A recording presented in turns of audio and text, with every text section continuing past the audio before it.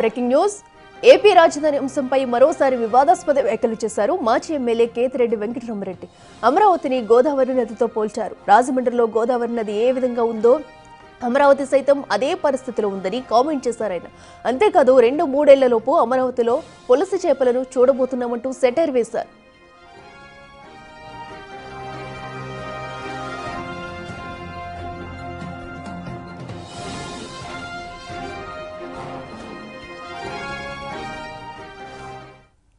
డెఫినెట్గా మీ గోదావరి నది ఏ విధంగా ఉందో అది పొంగి పొర్లుతోంది అక్కడ అమరావతిలో.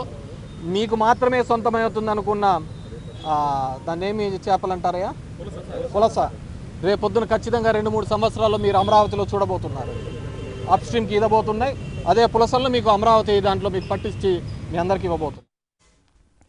ఇక కేతిరెడ్డి కామెంట్స్ కు కౌంటర్ ఇచ్చారు మంత్రి నారాయణ. వైసీపీ నాయకులకు అమరావతిపై దుష్ప్రచారం చేయడం తప్ప మరో పని లేదన్నారు. క్యాపిటల్ సిటీపై విమర్శలు చేసేవాళ్లు అక్కడ జరుగుతున్న అభివృద్ధి చూసి మాట్లాడాలన్నారు మంత్రి. అమరావతి పరిధిలో 29 గ్రామాల అభివృద్ధికి 904 కోట్ల రూపాయల మేర ఖర్చు చేయబోతున్నామని అన్నారు మంత్రి నారాయణ. వాళ్ళు ఏం మాట్లాడుతున్నారో వాళ్ళకి తెలియదు.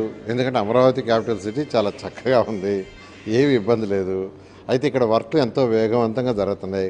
11,000 మంది వర్క్ చేస్తున్నారు. రేపు మార్చికి 4,000 హౌసెస్ కంప్లీట్ చేస్తున్నాం.